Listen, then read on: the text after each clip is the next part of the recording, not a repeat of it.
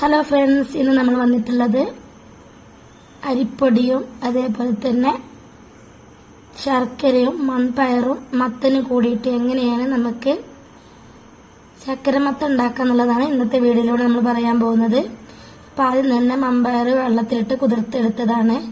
അതുപോലെ തന്നെ മത്തനും അരിഞ്ഞെടുത്തിട്ടുണ്ട്. അതിലോട്ട് നമ്മൾ ആവശ്യത്തിനുള്ള ഉപ്പും ചേർത്തിട്ട് അതിലോട്ട് തന്നെ നമ്മൾ ശർക്കര ഇട്ട് കൊടുക്കുകയാണ്.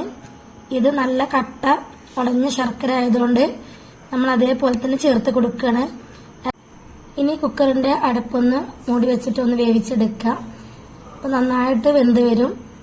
വെന്ത് കഴിഞ്ഞാൽ നമ്മൾ ഇതിലോട്ട് അരിപ്പൊടി കലക്കിയിട്ട് ഒഴിച്ച് കൊടുക്കുകയാണ് ചെയ്യുന്നത്. രായിപ്പൊടി ഉണ്ടെന്നുണ്ടെങ്കിൽ നിങ്ങളത് ചേർത്ത് കൊടുക്കുക. അത് അരിപ്പൊടി വെച്ചിട്ടായതുകൊണ്ട് ടേസ്റ്റിനൊന്നും വലിയ വ്യത്യാസമൊന്നും വരുന്നില്ല. ശർക്കരപ്പൊടി ഉണ്ടെങ്കിൽ ശർക്കരപ്പൊടിയും കൂടി ഒന്ന് ചേർത്ത് കൊടുക്കുക. നമ്മൾ അരിപ്പൊടി ഒന്ന് കുറുക്കിയെടുത്തതിന് ശേഷം ചേർത്ത് കൊടുത്തതാണ്. ഇതേപോലെ ആയിരിക്കും കിട്ടുക. ഈ അരിപ്പൊടി ചേർത്ത് കഴിഞ്ഞാൽ വെള്ളം പെട്ടെന്ന് കുറുകി വരും കേട്ടോ. അപ്പോൾ നന്നായിട്ട് ഒന്ന് ഇളക്കി കൊടുക്കണം, അല്ലെങ്കിൽ അടി പിടിക്കാനുള്ള ചാൻസ് ഉണ്ട്.